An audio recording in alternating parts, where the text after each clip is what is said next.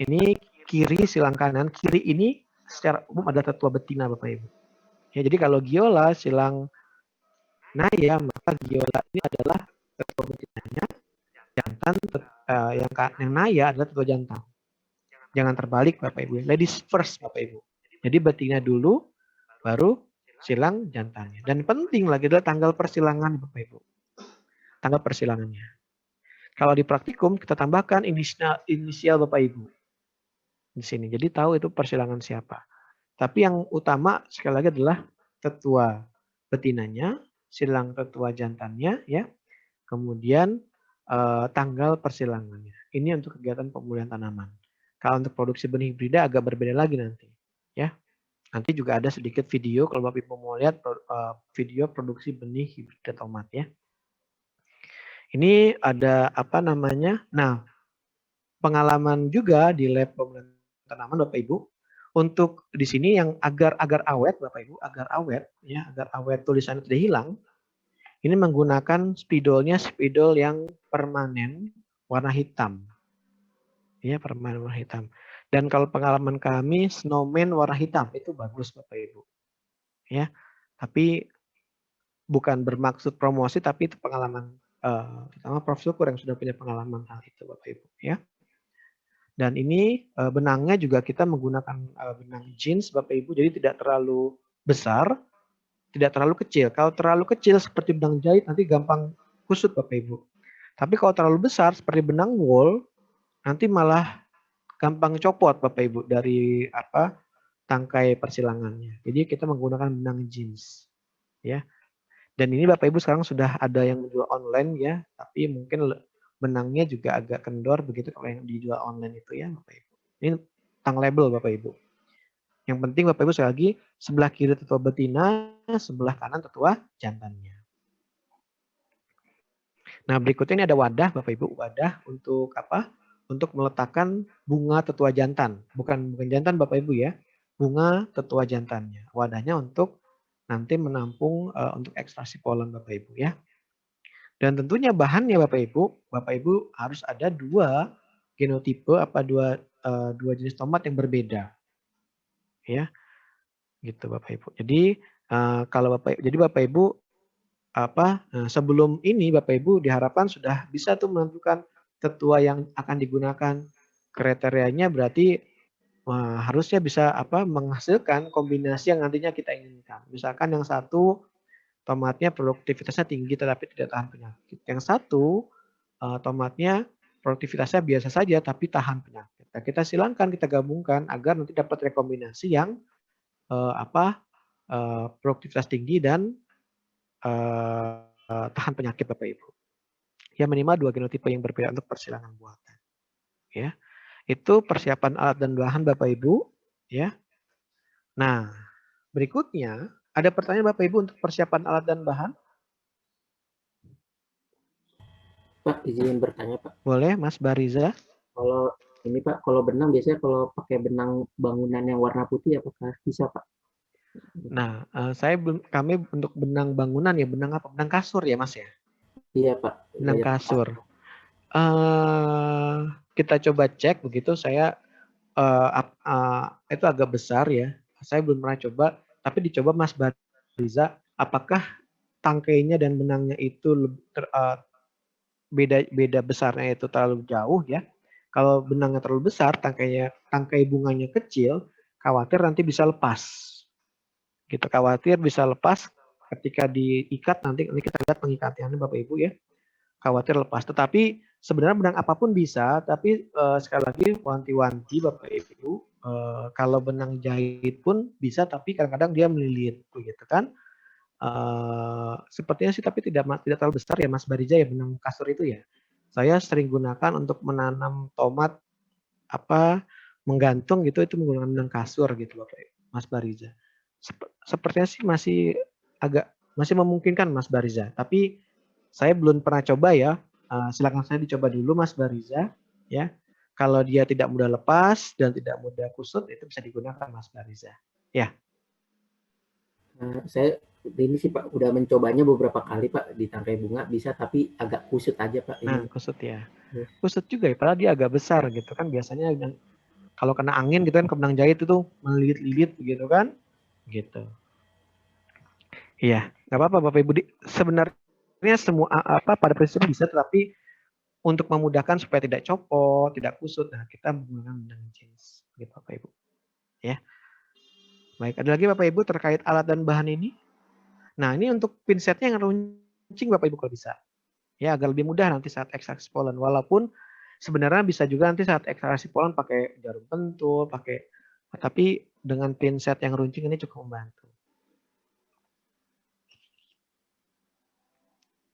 Silakan Bapak Ibu, jika ada yang tanyakan terkait persiapan alat dan bahan. Jika tidak ada, mungkin langsung Bapak Ibu ini ke kastrasi dan emaskulasi.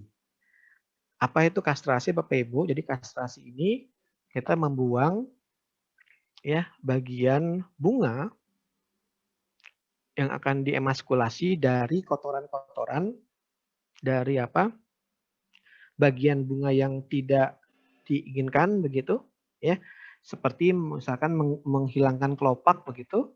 Nah, itu kastrasi Bapak Ibu. Kalau emaskulasi ini kita membuang alat reproduksi jantan ya dari bunga yang akan dijadikan tetua betina. Jadi bunga yang akan dijadikan tetua betina, kalau emaskulasi itu berarti kita membuang anternya Bapak Ibu, membuang kotak sarinya, itu emaskulasi. Tapi kalau kita membuang kotoran, membuang kelopak, itu namanya kastrasi. Kalau emaskulasi membuang anternya tadi. Jadi beda Bapak Ibu ya, agak berbeda. Emaskulasi itu padanannya mungkin seperti data seling Bapak Ibu. Ya, data seling itu membuang tasel pada bunga tetua jantan tanaman jagung. Itu namanya data seling, itu mirip-mirip emaskulasi padanannya. Nah, ini Bapak Ibu kalau kita lihat ya, paling kiri Bapak Ibu ini adalah bunga untuk tetua betina. Ya.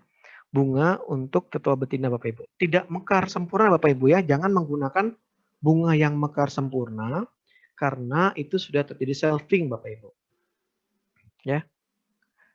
Ataupun terlalu kuncup. Kalau terlalu kuncup ya, kemungkinan dia baru reseptif stigmanya itu hari berikutnya. Akhirnya apa? Kalau kita langsung buka gitu, ya kita kasih emaskulasi, ya khawatir nanti terkena kalau di luar di lapangan, misalkan hujan, angin, jadi sehingga malah mengurangi reseptifnya kepala putik. Jadi kalau bisa kita gunakan bunga yang akan mekar hari ini. Ciri-cirinya apa? Ini masih warnanya kuning kehijauan begitu ya. Membukanya sedikit saja. Kalau sudah, jangan sampai membuka besar begitu karena itu sudah terjadi selfing gitu Bapak Ibu ya. Maka sedikit saja begitu ya. Ini warna mahkotanya kuning kehijauan ya Bapak Ibu, ini mahkotanya kuning kehijauan. Nah, ini kita kegiatan kastrasi Bapak Ibu nih. Ini membuang mahkota. Nah, kastrasi ya Bapak Ibu, membuang mahkota kastrasi. Kalau yang sebelah berikutnya ini ya, ini adalah emaskulasi Bapak Ibu, membuang anternya. Nah, jadi ini bunganya, bunga untuk tetua betina ya. Kemudian kita kastrasi ya, dan kita emaskulasi. Kita buang anternya Bapak Ibu. Sehingga yang tersisa adalah ini Bapak Ibu, tinggal putiknya saja. Ya, tinggal putiknya saja dan ini ada mahkotanya. Bukan mahkota, ada kelopaknya Bapak Ibu. Ya nggak apa-apa. Ya. Kenapa? Karena khawatirnya kalau mahkotanya tidak dibuang juga ini Bapak Ibu, nanti itu menarik perhatian lebah sehingga nanti bisa mengkontaminasi persilangan kita. Jadinya mahkotanya dibuang saja, tinggalkan putik saja Bapak Ibu. Dan mungkin kelopak tidak apa-apa karena ini warnanya hijau ya, tidak cerah. Nah, ini lebah nggak terlalu tertarik, dia sukanya yang cerah-cerah kuning, suka banget begitu Bapak Ibu. Ya. Ini setelah dikastrasi dan emaskulasi tinggal putiknya saja. Ini sekali dilakukan untuk bunga tetua betinanya Bapak Ibu ya, untuk bunga tetua betinanya. Ya. Nah, ini sedikit mungkin gambaran videonya, silakan Bapak Ibu saksikan. Nah, ini bunganya Bapak Ibu ya. dia mungkin ini masih baru mau membuka ini sedikit Bapak Ibu, ya. Kuning kehijauan. Ya, ini kita gunakan. Ini mungkin proses kastrasi emaskulasinya Bapak Ibu. Nah, kita lihat dia melakukan kastrasi dan ini dia melakukan emaskulasi. Jadi tinggal nanti putihkan saja Bapak Ibu. Ya, ini kegiatannya. Ya, jadi perlu sekali pinset Bapak Ibu. Ya, kita perlu menggunakan pinset. Jadi sekali lagi kita lihat Bapak Ibu, prosesnya ini adalah proses kastrasi dan emaskulasinya, dibuang dulu mahkotanya, kemudian dibuang anternya Bapak Ibu. Kalau saya pribadi perlu 2 kali mengambil anter. Mungkin kalau yang ahli 1 kali sudah langsung anternya hilang. Kalau saya mungkin kalau melakukan emaskulasi, ya Bapak Ibu, emaskulasi jadi membuang anternya itu perlu 2 kali angkat begitu. Ya. Kalau cabai 1 kali pelintir selesai.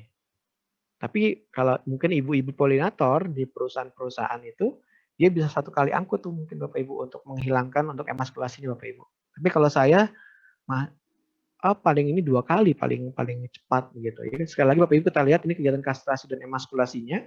Jadi kalau Bapak Ibu yang ingin melakukan persilangan tomat di rumah, nah ini bisa dilihat Bapak Ibu. Oh, saya lupa Bapak Ibu, persilangannya ini pada pagi hari Bapak Ibu ya.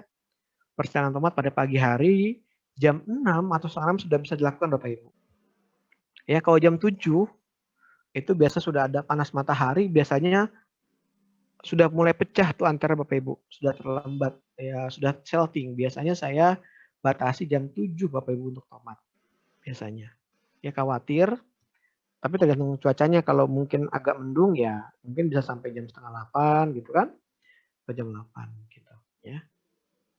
Sekali lagi Bapak Ibu, kegiatan kastrasi dan emaskulasinya seperti ini. Ada yang ingin ditanyakan Bapak Ibu untuk kastrasi dan emaskulasi?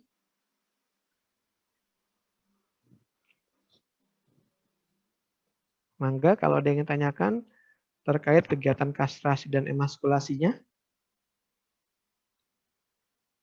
Ya.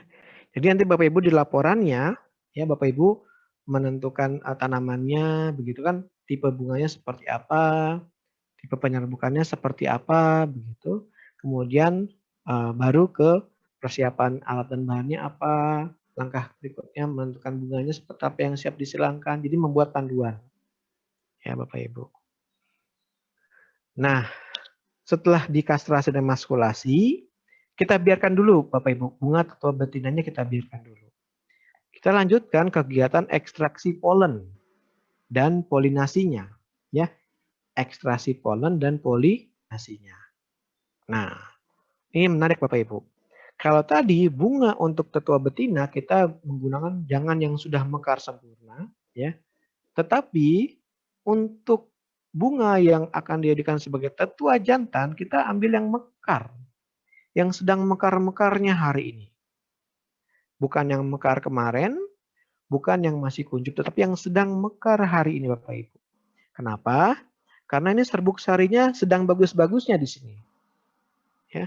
Kalau bekas yang kemarin, hari kemarin, ya khawatir ada hujan, viabilitasnya serbuk sarinya, viabilitas pohonnya mungkin sudah berkurang. Tetapi kalau menggunakan bunga yang sedang mekar hari ini sedang bagus-bagusnya. Gitu. Caranya bagaimana? Kita ambil ya bunga tetua jantannya. Kalau betinanya misalkan A, tetua jantannya B, kita ambil tetua B-nya yang sudah mekar, ya.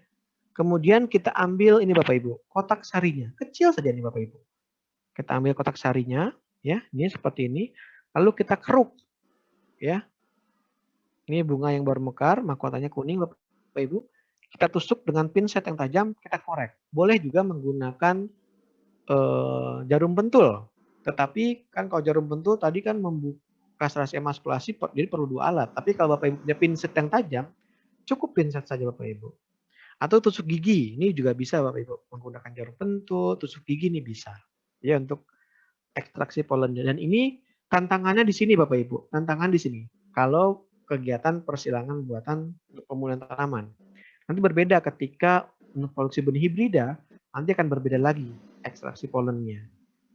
Karena untuk pemulihan tanaman kita melibatkan banyak genotipe, Bapak Ibu. Nah, kita biasanya menggunakan pinset ya, menggunakan wadah, ini diambil taruh wadah. Nah, kita ambil Bapak Ibu nih.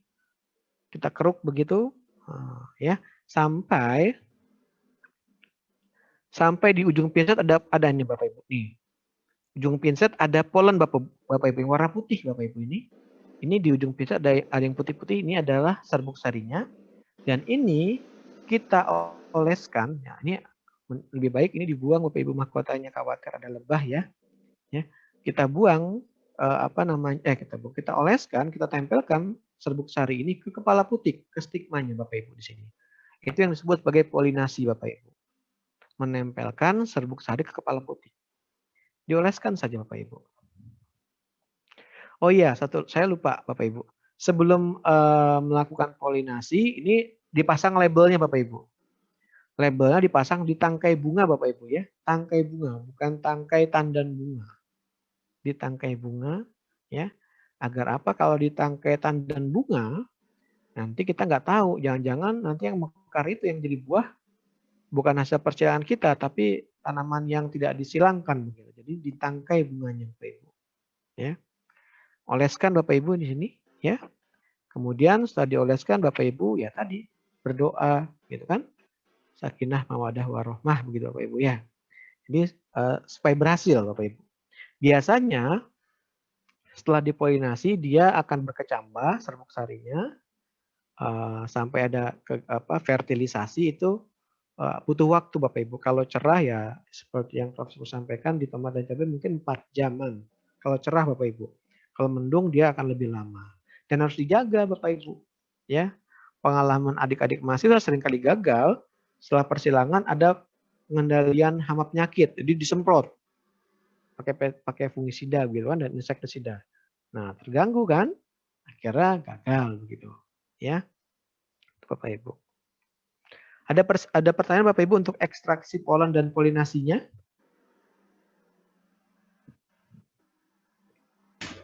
Pak Arya punten. Boleh Pak Bayu. Kalau polennya tomat itu cairan atau kayak apa tepung yang lembut Pak ya? Saya belum pernah lihat. Untuk tomat serbuk sarinya tepung Pak Bayu. Oh tetap tepung ya? Tepung. Dan ini agak berat. Tidak seperti jagung ya Bapak Ibu. Pak Bayu kalau jagung itu kan dia tepung juga tapi kecil sekali dan ringan. Bisa sampai terbawa angin. Kalau tomat itu agak berat jadi dia kalaupun ada penyerbukan silang dibantu oleh lebah biasanya. Gitu. Lebah kayak besar tadi terus dioleskan gitu ya. Pikiran saya tadi gitu ya Pak ya. Nah, kalau bisa Bapak Ibu setelah dioleskan dipastikan kayak dilihat begitu ada yang menempel di situ. Ya. Kenapa kalau yang menempel hanya sedikit? Ini kesulitan tomat. Seringkali berhasil Bapak Ibu, bukan berhasil, seringkali buahnya membesar. Tetapi saat dibelah buahnya tidak ada bijinya. Itu sering banget. Atau bijinya tuh nggak berkembang gitu. Itu sering banget. Kenapa? Nah, tadi mungkin jumlah bijinya yang jumlah serbuk sari yang masuk sedikit di sini begitu.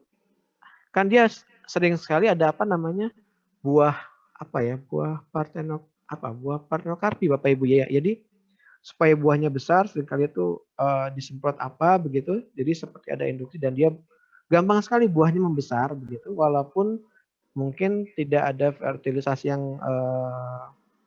yang bagus tapi dia seringkali buahnya membesar. Sering sekali waktu itu saya kecewa juga gitu saat dibuka kok nggak ada bijinya begitu kan. Padahal sudah dipelihara begitu.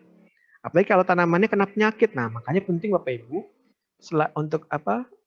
selain persilangan Bapak Ibu memperhatikan tanamannya.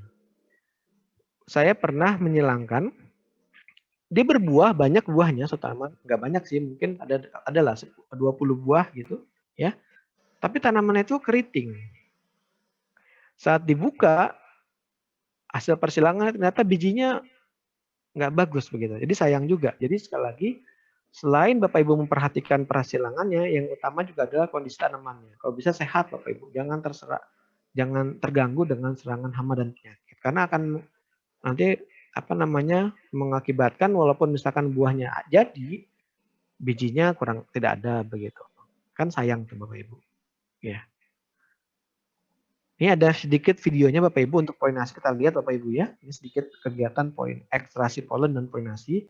Tantangannya di sini Bapak Ibu, tantangannya tuh ekstraksi polennya nanti ya, itu tantangan utamanya oleh adik-adik mahasiswa biasanya di situ. Kita coba sedikit lihat. Nah, ini. Nah, Bapak Ibu kita lihat yang diambil yang sedang mekar hari ini Bapak Ibu, yang diambil yang sedang mekar hari ini. Diambil ini untuk bunga tetua jantan ya. Kemudian taruh dalam wadah begitu. Nah, ini kegiatan ekstraksi polennya Bapak Ibu. Enaknya kalau bunga sudah mekar tidak perlu peranter Bapak Ibu, jadi tusukkan saja ke bunganya diangkat. Nah, itu sudah banyak nanti serbuk sarinya yang di kepala putih kita lihat Bapak Ibu. Nah, itu kita lihat. Nah, ini Bapak Ibu ada tinggal dioleskan Bapak Ibu. Nah, seperti ini Bapak Ibu. Ya, kita lihat lagi Bapak Ibu dari mulai memilihnya ya. Nah, ini diambil taruh di dalam wadah yang sudah mekar. Ini ekstraksi polennya.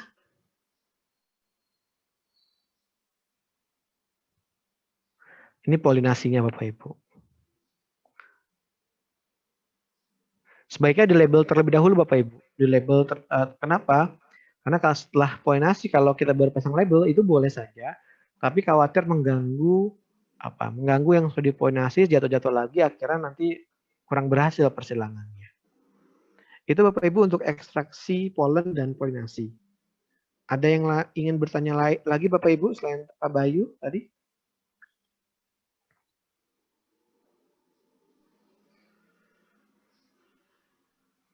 Pak, saya ingin bertanya lagi, Pak. Boleh Mas Bariza.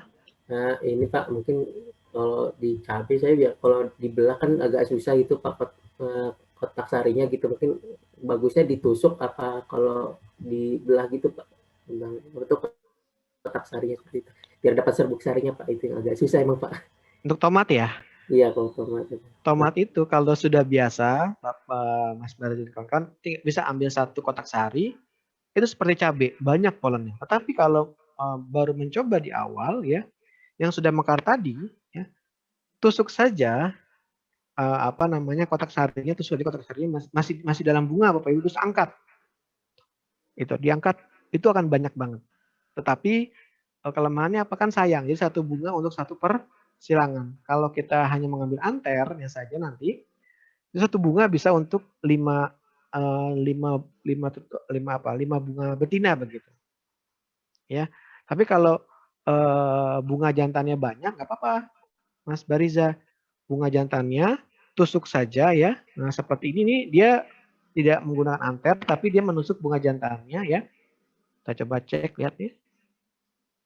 Nah, ini ya. Dia tinggal tusuk saja diangkat. Kenapa? Karena ini sudah pecah sebenarnya ya kotak sarinya dan berkumpul di atas nih sini Bapak Ibu. Serbuk sarinya akan berkumpul di atas. Jadi kalau Bapak Ibu ambil itu langsung sudah banyak sebenarnya. Ya. Itu Bapak Ibu. Begitu Mas Bariza mungkin. Tapi kalau sudah terbiasa nanti akan seperti cabai juga begitu. Tidak susah, tidak sulit juga begitu. Itu mungkin Mas Bariza. Ya Pak, baik Pak, terima kasih Pak. Yang lainnya Bapak Ibu? Pak Arya, saya izin. Boleh, Ya. Bu Milad.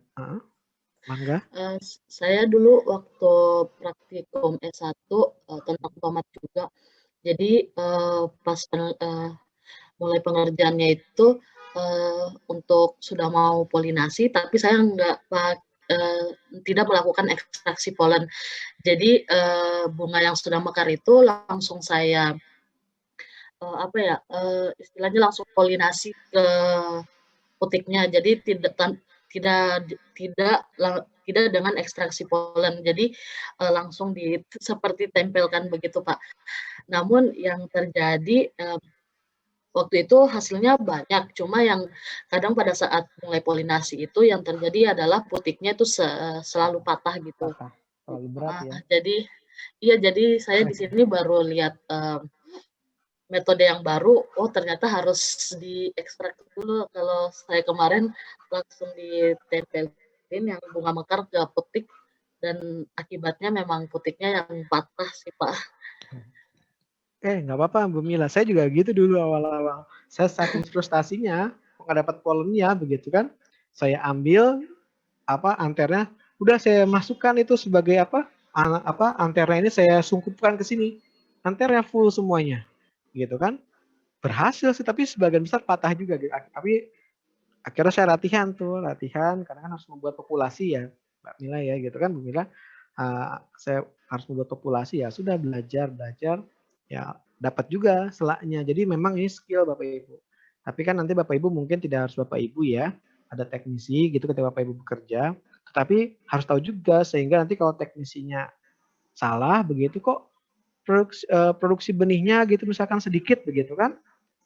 Nah, dilihat mungkin ada yang bisa diperbaiki nanti begitu.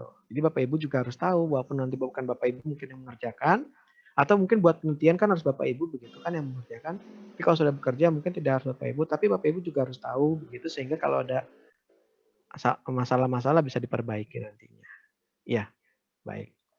Ada lagi Bapak Ibu ini untuk polinasinya. Nanti kita bisa sharing dengaran dari Mas Abdul, Mas Aris gitu ya. Karena sudah terbiasa produksi benih di perusahaannya begitu kan. Atau Bapak Ibu yang lainnya yang penelitiannya dulu pernah persilangan tomat juga enggak. Seperti Bu Mila tadi sharing begitu. Itu boleh juga Bapak Ibu. Silakan nanti ya. Bapak izin bertanya. Boleh Mbak Rahmatun. Kalau untuk kastrasi dan emaskulasinya ini apakah selalu dilakukan di tepat hari yang sama dengan polinasinya begitu Pak? Karena kalau di beberapa yang komoditas yang lainnya kan harus mungkin sore harinya sebelum polinasi besoknya atau mungkin harus diinapkan 1 malam begitu Pak. Kalau pada tomat apakah selalu hampir bersamaan begitu Pak? Oh, bagus pertanyaannya Mbak Rahmatun. Jadi apakah harus selalu di hari yang sama dengan polinasi begitu? Nah, ini Bapak Ibu. Jadi begini, karena keterbatasan biasanya begini, pada di tempat di perusahaan-perusahaan benih, Bapak Ibu, seringkali kastrasi dan emaskulasi tidak di hari yang sama dengan polinasi. Tetapi seperti yang Mbak Rahmatun bilang, itu biasa sore hari sebelum polinasi. Misalkan hari ini pagi ini polinasi, kemarin sore di kastrasi dan emaskulasi. Tujuannya apa? Tujuannya agar di pagi hari itu fokus untuk polinasi saja, sehingga nanti produksi benihnya bagus. Kenapa kalau pagi hari harus kastrasi, harus emaskulasi, tambah ekstraksi polen, tambah polinasi, kan nanti jumlah yang didapatkan persilangan sedikit.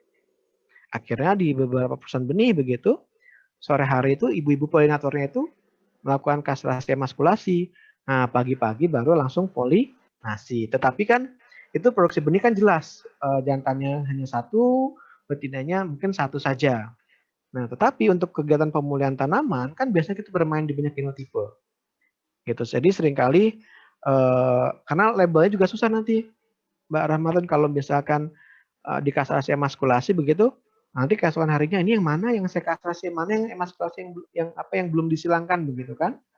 Nah, jadi biasanya kita lakukan pada pagi hari karena tidak juga mengejar produksi begitu ya. Dan bisa dan boleh dilakukan pada tanaman tomat. Kenapa? Karena tanaman tomat tadi sifatnya dia kasmogami. Kalau tanaman kacang panjang misalkan, kecipir misalkan, dia kan kleistogami. Jadi ketika pagi-pagi Bapak Ibu ingin menyilangkan, ingin non-kastrasi emaskulasi, jam 7, itu sudah terjadi selfing. Karena apa? Karena mungkin penyerbukan tadi pagi, jam 3 dia pecah gitu, terus gitu, selfing. Ketika kita kastrasi emaskulasi sudah terlambat, Mbak Rahmatun. Jadi sudah terjadi selfing. Tapi kalau pada tomat itu bisa dilakukan. Pada tanaman cabai juga bisa dilakukan karena dia sifatnya kasmogami, membuka dulu, mekar dulu, baru dia pecah. Gitu. Jadi ini keuntungannya tanaman tomat. Tapi kalau untuk produksi benih bisa dilakukan sore hari sebelumnya. Itu mungkin Mbak Rahmatun. Ya. Iya, baik Pak Arya. Terima kasih Pak. Baik, di sini ada mungkin boleh Mas Abdul, Mas Aris kalau mau sedikit sharing begitu, Izin mangga. Kak, Boleh, boleh. menambahkan tadi yang Mbak Rahmatun, betul kalau yang untuk di produksi benihnya memang biasanya kita kastrasi dan emaskulasi itu kan dilakukan 1 hari sebelumnya, tapi fase bunganya mungkin satu fase lebih awal yang dikastrasi dibanding dengan yang fase untuk dipolinasi hari ini gitu Pak. Nah, itu juga yang tadi si polennya itu kita ekstraksi dulu itu bahkan bisa kita stok untuk 1 minggu dan bahkan 1 bulan gitu Pak untuk si polennya itu. Nah, mungkin itu juga nanti bisa dipakai kalau kita melakukan persilangan, misalkan dengan populasi yang banyak, mungkin kita juga bisa menggunakan dengan mengekstraksi dulu polennya untuk beberapa genotipe, kita koleksi dulu, disimpan dulu untuk polennya. Dan alhamdulillah selama ini juga sekalipun menggunakan polen yang udah lebih dari 1 minggu, keberhasilan dan randoming benihnya itu masih tetap bagus gitu Pak. Alhamdulillah tidak ada masalah tentang hal itu. Terus biasanya juga untuk memastikan mana yang sudah dipolinasi atau tidak, saya tuh biasanya melihat yang tim polinator itu mereka menandainya kalau yang sudah dipolinasi si kelopaknya itu mereka potong beberapa gitu. Jadi ditandai bahwa bunga tersebut memang sudah dipolinasi gitu. Untuk yang belum mereka hanya hanya diemaskulasi saja dan mungkin dikastrasi tidak sampai ke kelopaknya tidak dipotong. Nah, setelah dipolinasi mereka akan memotong kelopaknya. Itu juga untuk memastikan ke kita bahwa buah yang terpanen nantinya pada saat diekstraksi itu adalah buah yang hasil persilangan gitu. Karena dilihat dari si kelopaknya, apakah kelopaknya yang sempurna masih ada, berarti itu kan buah yang tidak dipolinasi gitu. Itu sih Pak kalau di pengalaman saya.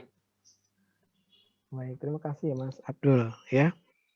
Nah, ini pengalaman ya. Jadi sharing Bapak Ibu, menarik enaknya di pasca ini. Jadi yang sudah bekerja begitu, kita bisa sharing dulu. Saya ingat waktu saya masih S2 Bapak Ibu, saya diajak ke lab terus melihat partikel bombardment Bapak Ibu. Saya baru melihat itu. Ruangan khusus untuk partikel bombardment untuk menginduksi ya, itu kan. Saya baru lihat, oh itu alatnya ternyata kecil alatnya ya untuk partikel bombardment itu tidak, saya kira harus ruangan, ternyata kecil alatnya begitu ya. Itu kan jadi hal-hal ini yang bisa di-sharing antar kita semua Bapak Ibu. Nah, baik Bapak Ibu yang lainnya silakan. Nanti juga saya ada sedikit video nanti di akhir ya. Itu video, tapi itu video produksi benih hibrida Bapak Ibu ya. Mungkin agak tadi yang seperti Mas Abdul sampaikan akan seperti itu bentuknya gitu. Tapi ini adalah kenapa kita tetap menggunakan label ya, karena nanti untuk persilangan untuk pemulihan tanaman kita menggunakan banyak genotipe. Ya, kita menggunakan banyak genotipe. Jadi kita butuh label. Kalau untuk produksi benih kan jantannya 1 gitu, betinanya 1 ya. Jadi tidak harus menggunakan label tadi, itu bisa. Tapi untuk pemulihan tanaman, Bapak Ibu misalkan membuat populasi dialel begitu kan, itu kan banyak genotipenya begitu kan.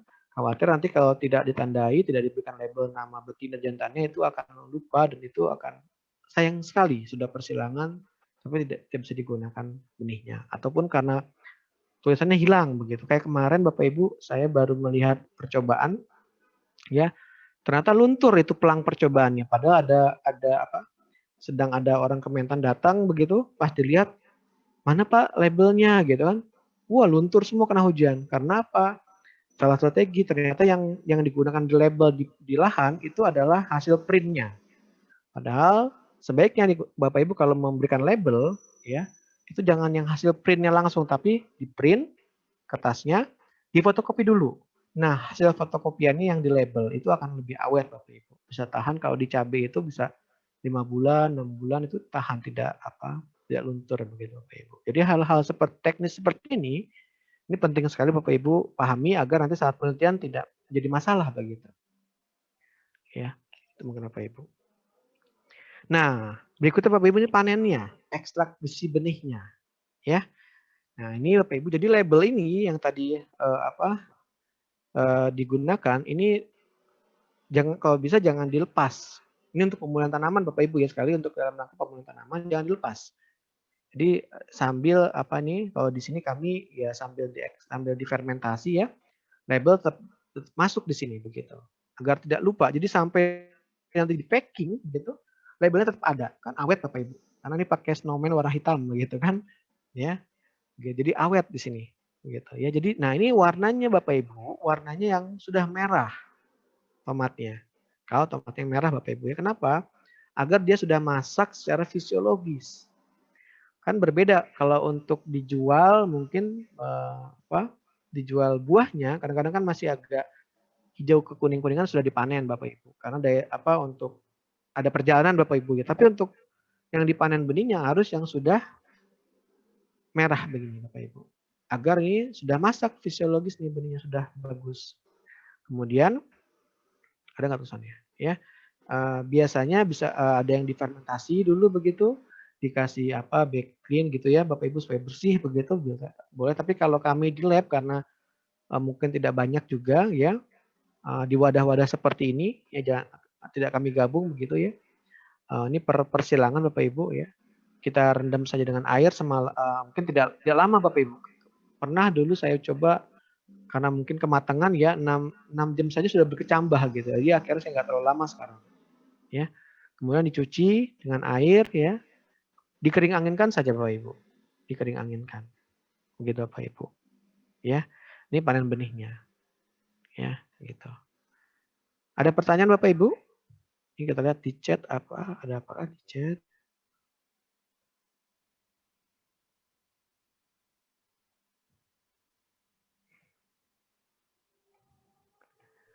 Saya Oke. ingin bertanya Bapak. Boleh.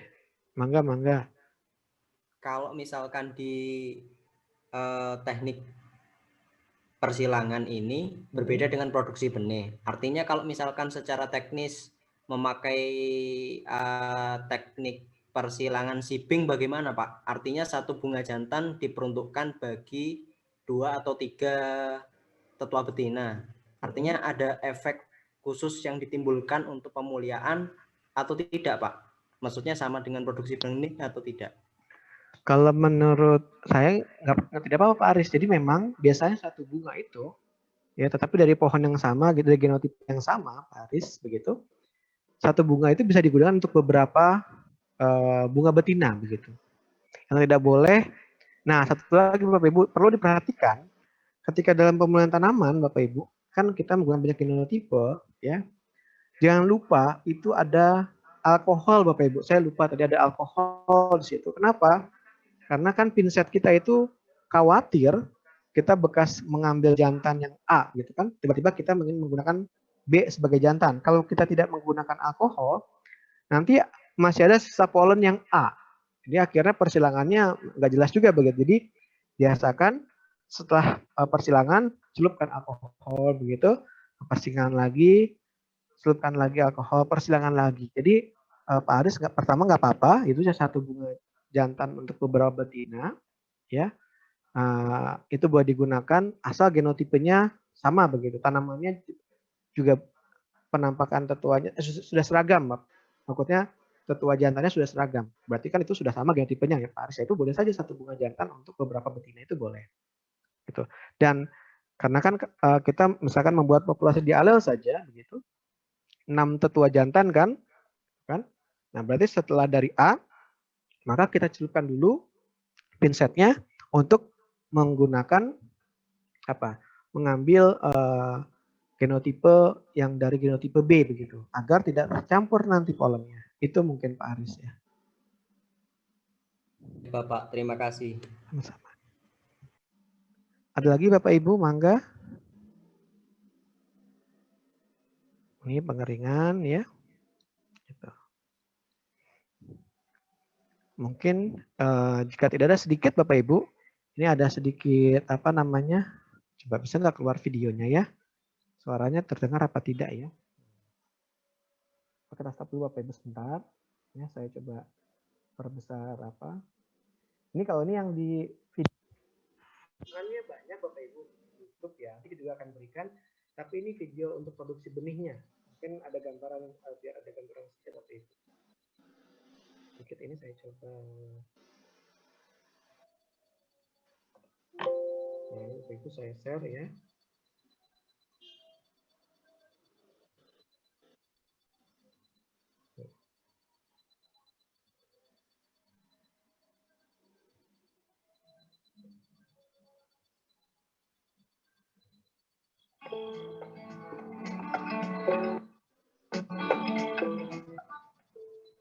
tomat merupakan salah satu tanaman yang banyak ditanam di Indonesia. Terdengar Bapak Ibu suaranya? Benar, Pak. Hal ini menyebabkan kebutuhan benih tomat, terutama benih tomat varietas hibrida, terus meningkat. Petani tomat lebih senang menggunakan benih tomat varietas hibrida karena produktivitasnya yang lebih tinggi, lebih seragam, dan lebih tahan terhadap serangan hama penyakit tanaman dibandingkan tomat non-hibrida. Maka tidak heran jika lebih dari 90% varietas tomat yang beredar di masyarakat merupakan varietas tomat hibrida. Hal ini menjadikan teknik produksi benih tomat varietas hibrida menjadi penting untuk dipelajari. Berikut adalah teknik produksi benih tomat hibrida yang perlu diperhatikan. Pertama, penentuan genotipe tetua betina dan genotipe tetua jantan. Genotipe yang dipilih adalah genotipe yang dapat menghasilkan turunan yang baik, yaitu menghasilkan produktivitas yang tinggi, tahan terhadap serangan hama dan penyakit tanaman, dan mudah disilangkan atau mudah dilakukan polinasi.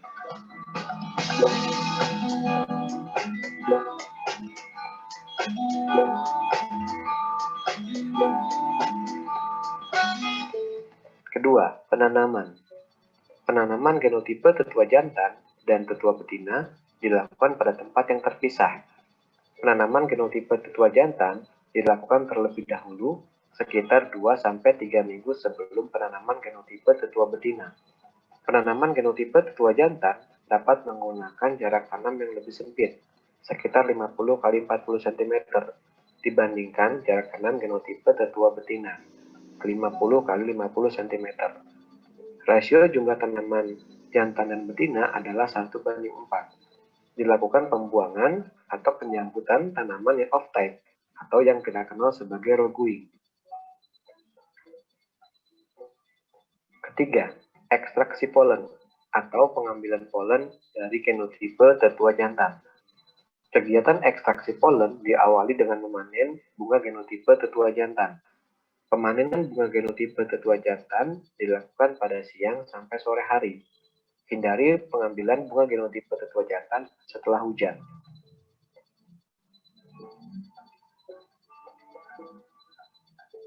Sisakan hanya kotak sarinya saja dan keringkan dengan mendiamkan kotak sari tersebut pada suhu 28-30 derajat Celcius selama 24 jam. Masukkan kotak sari ke dalam wadah dan tutup wadah dengan kertas atau kain saring.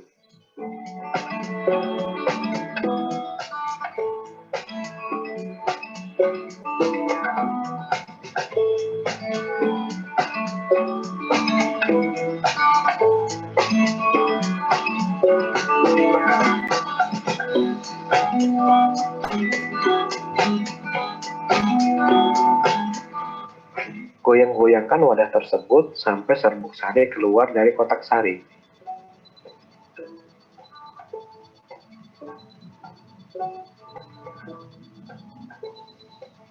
Serbuk sari dapat langsung digunakan untuk polinasi atau disimpan dalam freezer selama 1 bulan dengan memasukkannya terlebih dahulu ke dalam wadah tertutup.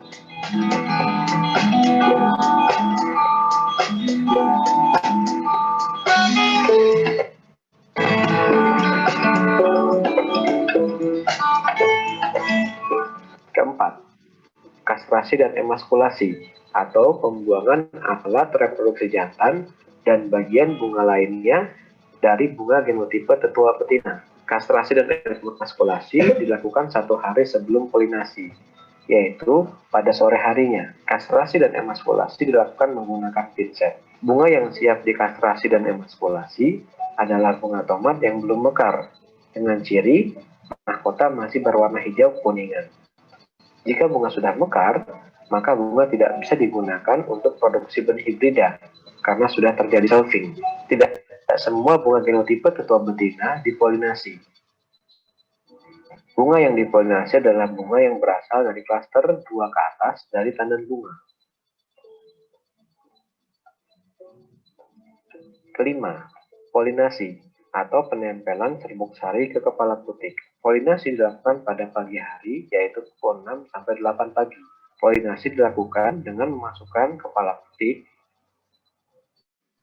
ke dalam cincin polinasi yang sudah diisi dengan serbuk sari dari genotipe tetua jantan.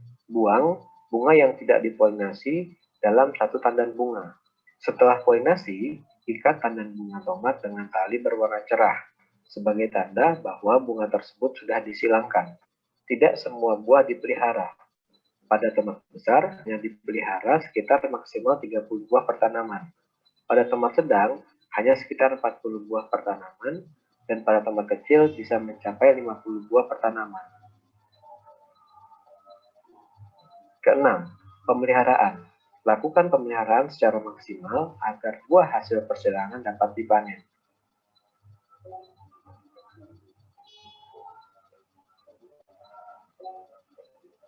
Ketujuh, pemanenan. Panen buah tomat hasil persilangan saat sudah masak fisiologis atau buah sudah berwarna merah atau berwarna pink.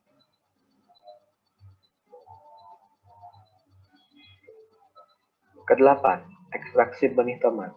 Ekstraksi benih tomat dapat dilakukan dengan memisahkan benih dari daging buah tomat, memfermentasi, membilas dengan air, dan mengering anginkan benih tomat.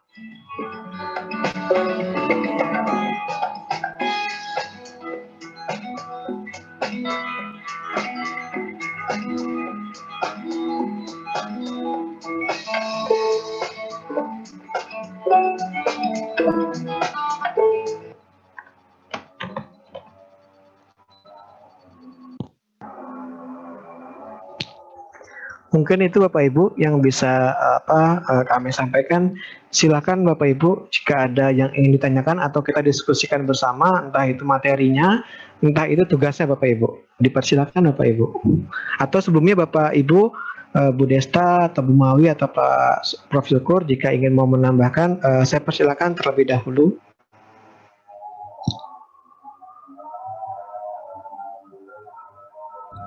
Kalau dari saya tidak ada, Mas Arya. Baik, terima kasih Bu Desta. Dari saya juga sama Pak Arya, mangga sambil berjalan aja dulu, mungkin nanti ada berikutnya. Siap Bu Mawi.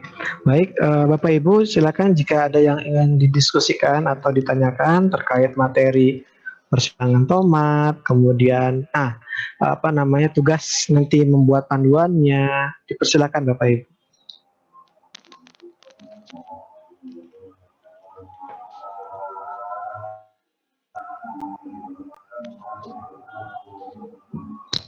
Pak Arya, mohon maaf izin bertanya.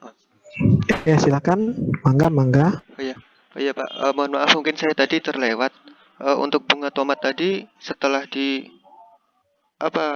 bunga jantannya dihilangkan, tinggal bunga betina, itu tadi tidak ditutup Pak ya? Atau ditutup tadi? Mohon maaf saya tadi terlewat. Selama ini kita tidak menyungkup bunga yang setelah kita silangkan karena pertama mahkotanya sudah kita buang, sudah kita kastrasi Pak Andi ya, sehingga kan polinatornya alamnya lebah itu Pak Andi, jadi lebah itu biasanya kurang tertarik begitu, karena tidak ada yang kuning-kuning, tidak ada yang cerah-cerah gitu. Nah, biasanya kita tidak sungkup begitu. Ya, khawatir juga nanti apalagi tadi agak ringkih ya bunga putuknya. Kalau kita sungkup begitu sebenarnya bagus untuk menghindari kontaminasi, tapi selama ini kami tidak lakukan ya, karena sudah membuang bunga mahkotanya ya, dan kami khawatir putiknya patah Pak Andi begitu. Jadi kita tidak lakukan penyungkupan setelah melakukan polinasi begitu. Itu mungkin Pak Andi. Kemungkinan polinasi dari angin juga kecil Pak ya? Iya.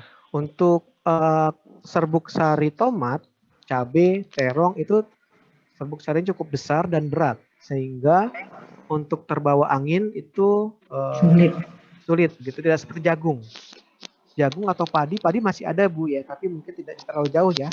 Padi masih ada, jagung apalagi kalau jagung jauh sekali, sehingga dan dia ringan, makanya dibantu oleh angin begitu sebagian besar. Itu mungkin Pak Andi. Oh baik, terima kasih banyak Pak Arya. Arya boleh berbagi pengalaman sedikit? Boleh Bu Mawi. Iya. terkait dengan penyungkupan tersebut, kami pernah melakukan juga penyungkupan pada bunga tomat. Jadi setelah dilakukan polinasi, kemudian ditutup. Nah, ditutup pertama menggunakan selotip. Yang kedua, pernah juga menutup menggunakan kertas, apa ya, kantong dari kertas begitu, seperti sungkup padi kecil seperti itu. Nah, pertama alasannya kenapa menggunakan sungkup dengan selotip itu karena ada kekhawatiran gitu ya, waktu itu ada kekhawatiran terjadi gangguan karena kita melakukan persilangannya di lapangan. Namun ada kendalanya itu pada saat menyungkup itu sering mengalami patah putik begitu. Karena kan kalau diperhatikan, kalau kita bandingkan juga dengan tanaman cabai, tomat ini lebih ringkih ya, intunya putiknya lebih mudah lepas begitu. Nah, itu salah satu kendala ketika melakukan penyungkupan dengan selotip. Teknisnya sama dengan yang penyungkupan pada bunga cabai gitu. Yang kedua, penyungkupan dengan kertas, dengan kantong kertas langsung ke tandannya. Nah, tapi di situ dilakukan pembuangan bunga yang tidak akan disilangkan gitu. Itu juga bisa. Namun berarti kan kita harus punya tanaman yang banyak karena kita melakukan pembuangan. Jadi ketika bunga yang kita silangkan misalnya tidak berhasil, berarti kan kita sudah kehilangan bunga tersebut dan calon bunga lainnya yang kita potong di tandan itu gitu. Jadi banyak pertimbangan sih begitu. Apakah kita harus melakukan penyungkupan atau tidak, termasuk menyungkup dengan apa juga itu sesuatu yang harus dipertimbangkan. Demikian Pak Arya. Baik, terima kasih Bu Mawi. Atau Bapak Ibu lainnya yang ingin berdiskusi atau mau men-sharing pengalamannya Pak Arya. Boleh Pak Ade. Iya, saya lupa ingat Pak, cuman kayaknya dulu pernah lihat di tempat kerja dulu untuk pemanenan tomat itu dilakukan biasanya tidak sampai merah begitu buahnya, tapi kalau nggak salah 25% ya, jadi sudah semburat merah gitu, itu dipanen karena tomat itu ada beberapa genotip yang dia berkecambah, sudah bisa berkecambah ketika terlalu matang seperti itu. Ada juga beberapa genotype yang kalau dia panennya kematangan itu dia perlu treatment khusus untuk meningkatkan dan menyeragamkan germinasinya kalau nggak salah ya itu.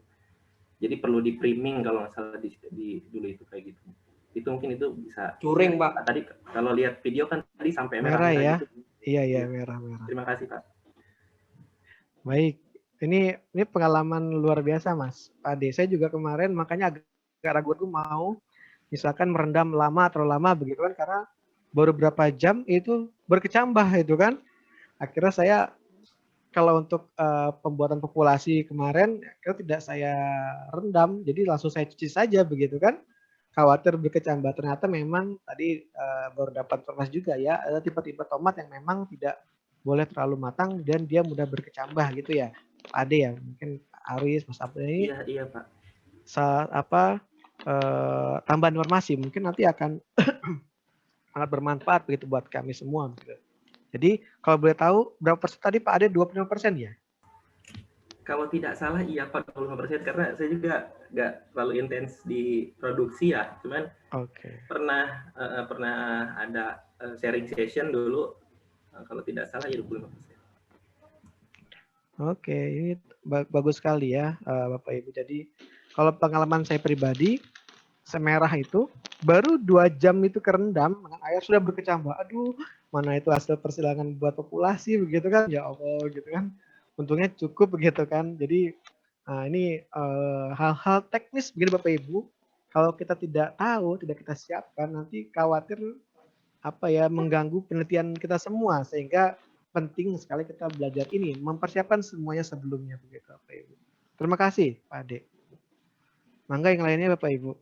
Izin Pak, Boleh Mas melanjutkan Abdul. yang Pak Ade tadi. Kalau di kita apa yang dipanen itu biasanya buah yang kalau yang karena tipenya yang tetua betinanya yang tipe buahnya merah gitu ya Pak. Kita biasanya panen di kondisi sudah 70-80% kematangan warna buahnya, dan alhamdulillah selama ini juga untuk daya tumbuh juga tidak ada masalah dengan fase buah yang seperti itu gitu Pak. Karena ada memang kalau ada yang kita menggunakan tetuanya itu yang tipenya buahnya relatif kuning ya, dia tidak akan matang sampai ke merah. Itu kan kalau kita misalkan masih awal-awal takutnya itu dibiarkan sampai merah, dia tidak menjadi merah karena memang ada gen saya lupa gen green atau apa itu saya lupa. Itu memang dia dan berpengaruh sama kekerasan buah juga. Nah dia itu kalau dibiarkan terus di tanaman sampai nunggu merah atau nunggu kuning, bahkan itu sampai sebulan pun dia tidak akan menjadi ke orange aja, tidak gitu. Nah itu kalau dibiarkan terlalu lama memang akan berkecambah di dalamnya gitu Pak. Terima kasih. Baik, terima kasih ya Mas Sam. Kalau boleh sharing lagi sedikit, itu direndamnya berapa lama Bapak Ibu biasanya saat processing benihnya? Kalau di saya fermentasi itu Pak di hampir 12 jam. Dan besoknya langsung dicuci, itu alhamdulillah nggak ada yang berkecambah. Oke. Itu direndamnya nggak ditambahin air, tapi hanya benar-benar cairan dari buah. Dari buah itu. Ya, betul. Baik, ini bagus sekali sharing kita pada hari ini ya Bapak Ibu. Jadi nanti kalau mungkin ada yang persilangan padi ya Bu Desta, ya kan ada Pak Bayu nih Bu Desta nih. Boleh sharing juga nih Pak Bayu nanti nih. Persilangan padi begitu ya.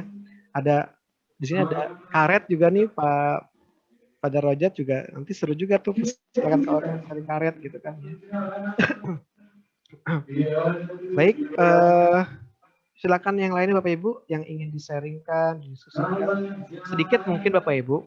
Jadi mungkin tanaman tomat ya untuk seleksinya, kalau saya mungkin baru mulai juga, jadi pengalamannya mungkin belum terlalu banyak untuk seleksinya ya. Saya coba dari pengalaman, kemudian juga saya baca beberapa program breeding tanaman tomat ya. Itu memang untuk mendapatkan tetua galur murni, vas galur murni begitu, itu bisa mulai diseleksi di awal generasi begitu Bapak Ibu. Karena dia tadi sebagian besar tomat-tomat budidaya sekarang itu adalah tanaman-tanaman yang memang menyerbuk sendiri begitu.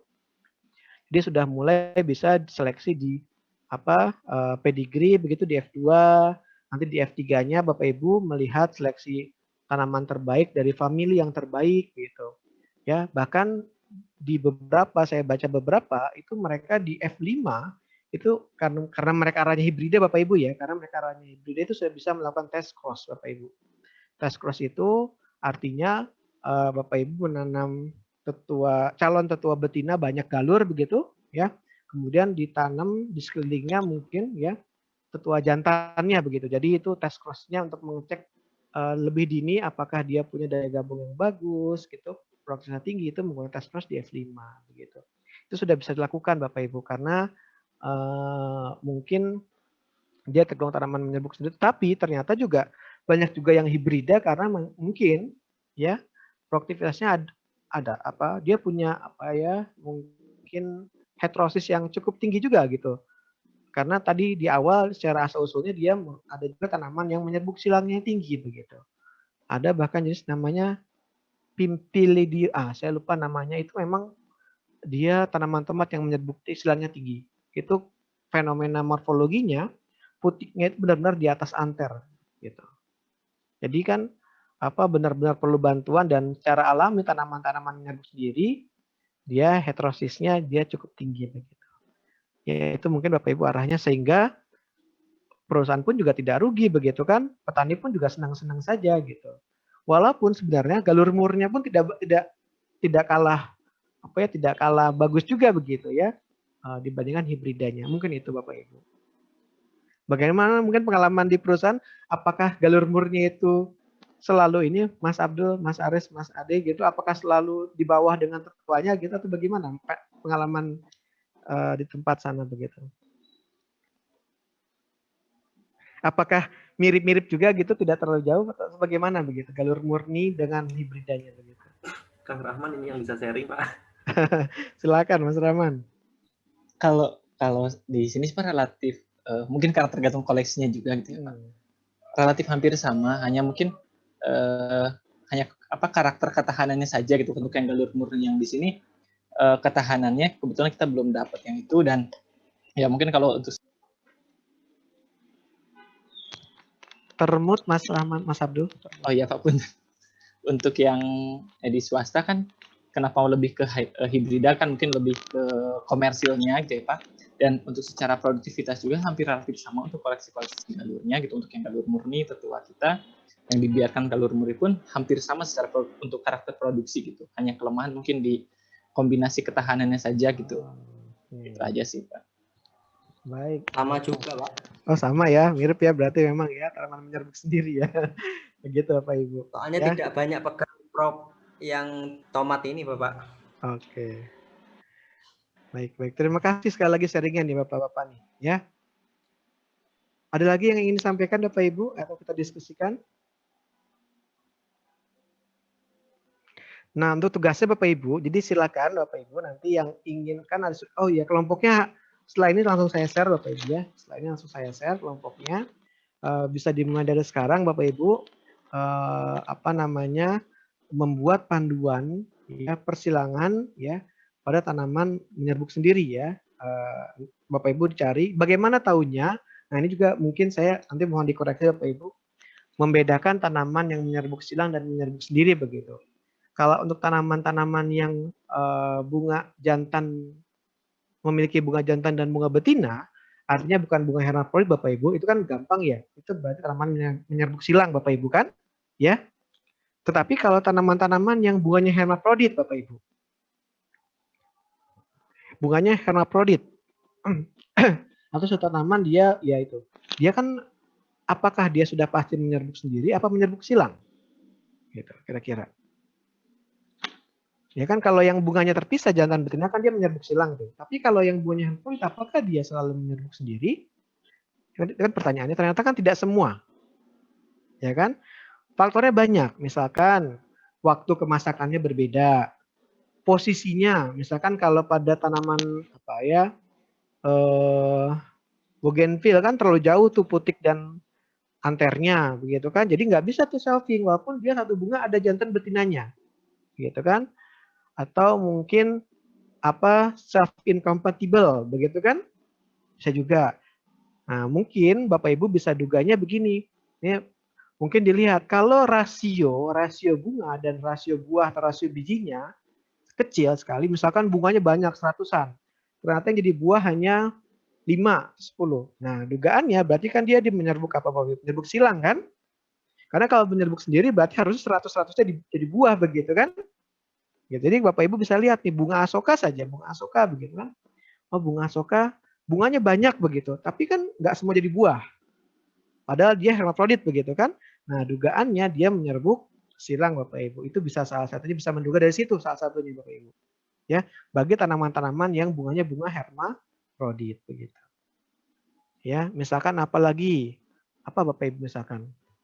Atau ini tanaman ubi jalar saja, ubi jalar Bapak Ibu. Atau ubi jalar kan kalau kita biarkan kan muncul bunga.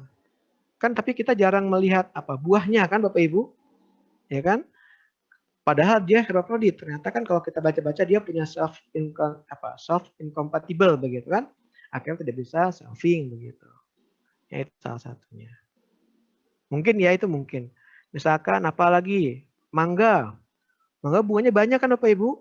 Tapi yang jadi buah kan mungkin satu rangkai itu kan sedikit gitu kan.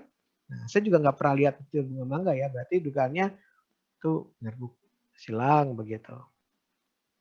Kalau padi misalkan, padi kan Bapak Ibu hampir tiap rasionya kan bunganya banyak. Tapi kan jadi biji banyak juga kan Bapak Ibu. Nah, menyerbuk sendiri begitu kan. Gitu. Ya. Itu mungkin Bapak Ibu. Silakan jika ingin ada yang diskusikan, kalau tidak mungkin nanti saya berikan Bu Desta, kesempatan Bu Desta, Bu Mabe atau Pak Syukur mau menambahkan, saya persilakan. Sebelum kita akhiri mungkin sesi ini. Tapi kalau ada pertanyaan terkait tugas, boleh Bapak Ibu ya. Tugas panduannya seperti apa sih begitu?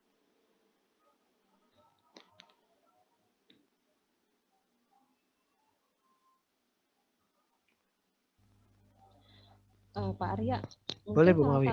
Bu Mawi. salah satu apa namanya penciri dari bunga yang di bunga hermaprodit tapi tingkat penyerbukan silangnya tinggi itu bisa dilihat juga dari warna mahkota mungkin ya. Kalau yang terlalu mencolok gitu warna merah, warna kuning, Ya. itu berarti kan menjadi perhatian serangga gitu, menjadi perhatian apa? Apalagi juga kalau menghasilkan nektar. Seperti bunga-bunga tertentu ada yang kandungan nektarnya tinggi seperti bunga aster misalnya, kenikir juga kalau tidak salah sama bunga matahari gitu. Jadi warna mahkota yang cerah sama kandungan nektar itu bisa menjadi di antara penciri untuk tanaman hermaprodit, tanaman berbunga hermaprodit yang menyerbuk silang. Mungkin begitu. Terima kasih Bu Mawi ya atas tambahan informasinya. Nah ini saya menarik nih Bapak Ibu. Ada Mbak Rumaisa, saya lihat profilnya nih bunga apa nih Mbak Rumaisa? Bunga kembang sepatu Pak. Nah itu kira-kira penyerbukannya apa Mbak Rumaisa?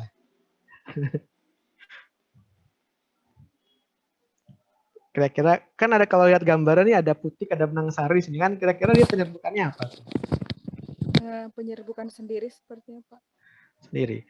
Coba Bapak Ibu, kira-kira saya nggak tahu juga ya Bapak Ibu ya, perlu dikoreksi gitu. Apakah setiap bunga kembang sepatu akan jadi buah begitu Bapak Ibu? Apa jadi biji begitu kira-kira?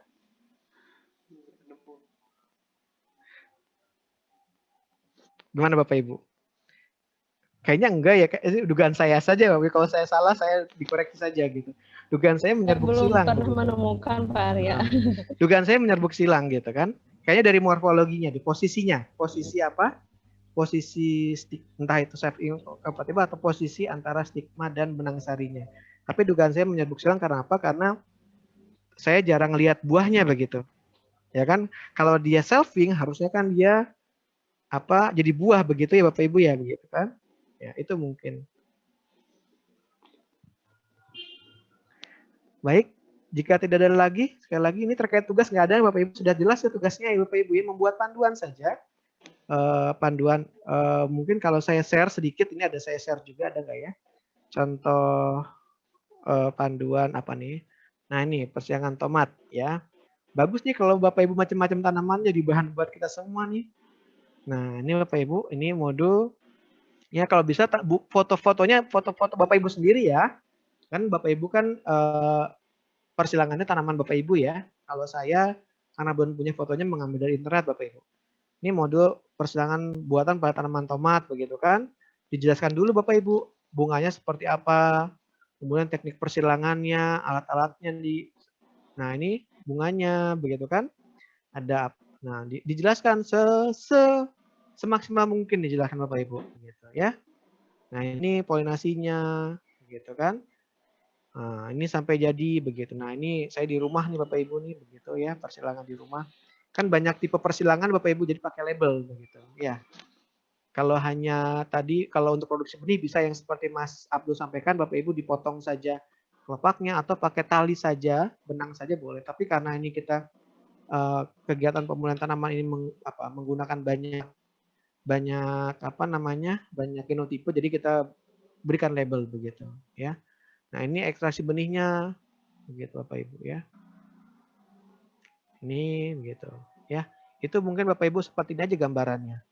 Lebih bagus lagi kalau ada link videonya begitu, Bapak Ibu buat video juga, oh bagus banget begitu. Ya.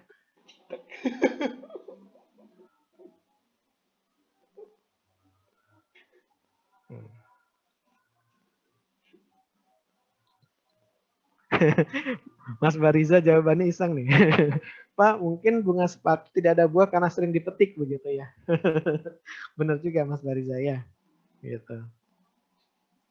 Ya. Baik, kalau tidak ada lagi mungkin saya persilakan Bu Desta atau Bu Mawi jika ada tambahan mangga terkait kegiatan kita pada hari ini.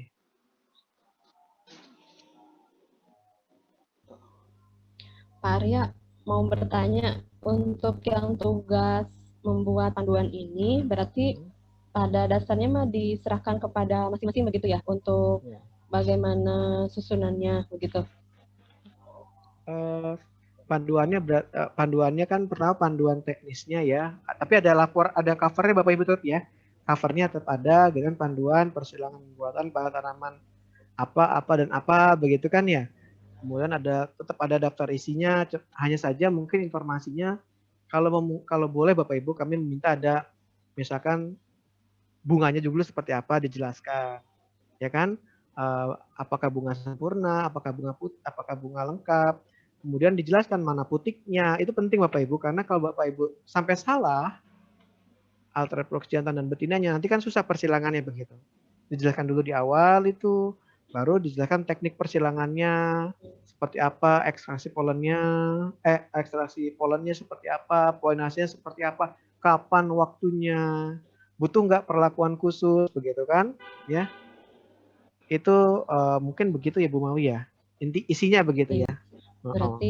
Berarti dimulai dari menjelaskan dulu struktur reproduksinya ya Pak, betul, mulai dari morfologinya, kemudian karakter khasnya apa, seperti tadi misalnya betul. kalau tanaman itu punya nektar, ya pokoknya ciri khas yang mendorong dia pada tipe menyerbuk silang misalnya begitu. Kemudian baru ke teknik persilangannya. Betul. Iya, gitu ya. Betul. Di struktur juga mungkin bisa juga menambahkan tadi yang rasio terbentuknya buah atau biji gitu ya, biji itu juga ya. Pokoknya hal-hal atau ciri-ciri yang mengarah pada kita membantu kita mengidentifikasi tipe penyerbukan tanaman itu, berarti dimasukkan di bagian situ ya. Iya, benar. Jadi selain teknis juga ada sedikit Bapak Ibu. Kalau boleh keragamannya asal-usulnya boleh juga begitu, ya. Jadi tahu. Daftar pustaka Pak Arya perlu? Mungkin boleh saja, tapi sebisa mungkin Bapak Ibu kalau ada foto-foto gambarnya itu kan dari tanaman Bapak Ibu begitu. Dokumentasi sendiri begitu ya? Iya, tapi boleh juga misalkan kalau ada pustaka kutipan, ada daftar pustakanya boleh. Tetapi sebisa mungkin foto-foto gambarnya adalah tanaman Bapak Ibu. Ambil saja satu bunga dibelah begitu, dipoto Bapak Ibu itu boleh, gitu ya. Bapak Ibu. Oh berarti berbasis pada komoditas masing-masing yang ada di wilayah masing-masing begitu ya? Ya, yang kemarin Prof suka sampaikan persilangan itu Bapak Ibu. Ya. Karena kan mudah juga Pak Arya gitu, tinggal buka aja internet search gitu, fokus pada satu, terus informasinya banyak. Itu berarti boleh tidak terlalu tidak diharapkan seperti itu ya Pak. Iya. Tapi kalau informasi pendukungnya memang akan memerlukan sumber yang lain begitu ya. Iya, betul Bu. Ya. Misalkan ada batasan halaman tidak Pak Arya? Menurut saya mah tidak Bu kalau yang ini. Tapi kalau yang nanti tugas berupa jurnal, nah itu ada batasan mungkin ya, format jurnal itu ya. Oh berarti semangat nih bisa membuat setebal banyak gitu ya Pak Arya? Iya, kalau dikumpul-kumpul bagus Bapak Ibu. Dikumpulin gitu. Buat dokumen kita juga bagus. Ya baik Pak Arya. Ada lagi pertanyaan Bapak Ibu? Misalkan nih Mbak Rumaisa kembang sepatu gitu kan. Pak Bayu ada tapi kata Pak Seput dan Pak Adi, Pak Bayu yang lain Pak Bayu. Ya. Oh iya, ini Pak Arya, apakah perlu di list dulu gitu siapa mengerjakan apa, ataukah boleh saja apa saja? Jadi artinya boleh saja ada yang sama begitu. Kalau dalam satu kelompok sepertinya diminta berbeda. Tapi kalau antar kelompok mungkin sama ya ada irisan. Komunitas yang sama, tidak masalah ya. Yang penting gambarnya jangan di-sharing ya Bapak Ibu ya. Gambar misalkan tomatnya Mas Abdul dipakai gitu Pak Ade gitu kan, saling sharing gitu kan. Ya. Kan tanamannya tadi kan sesuai persilangan masing-masing di rumah lah. Kalau di kacang panjang. Silakan saja Bapak Ibu.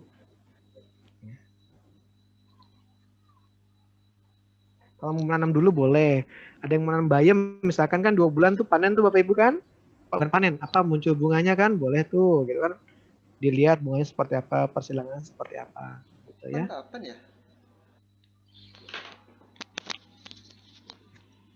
Baik, mungkin itu saja. Bu Desta, tambahan Bu Desta? Tidak ada Mas Arya. Alhamdulillah.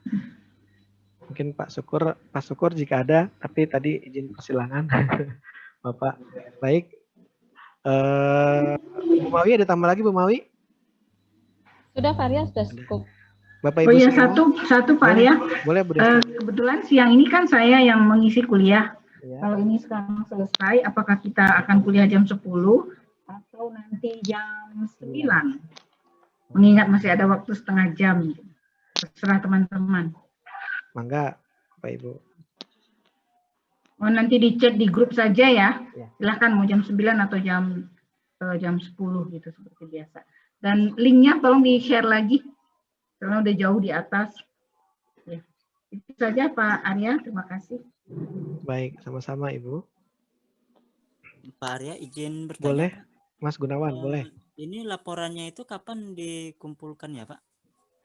Ini di minggu di akhir praktikum.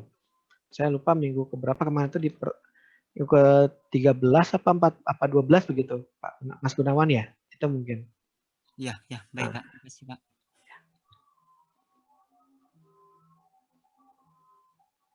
Jika tidak ada lagi mungkin kita cukupkan Bapak Ibu praktikum kita pada pagi hari ini ya. Terima kasih Bu Desta, Pak Syukur, Bu Mawi dan teman-teman semua tentunya atas kehadiran pada pagi hari ini. Kurang lebihnya kami memohon maaf. Assalamualaikum warahmatullahi wabarakatuh. Waalaikumsalam warahmatullahi wabarakatuh. Terima kasih Bapak dan Ibu. Terima kasih Bapak Ibu. Pak Arya punten tanya. Boleh. Untuk kelompoknya dibagi kapan ya, Ya. Pak? Habis ini langsung saya share di WAG, Mas Agus. Ya. Oh baik, terima kasih banyak Pak. Sama-sama. Mohon izin live Pak Arya dan Bapak Ibu semua. Saya juga mohon izin live.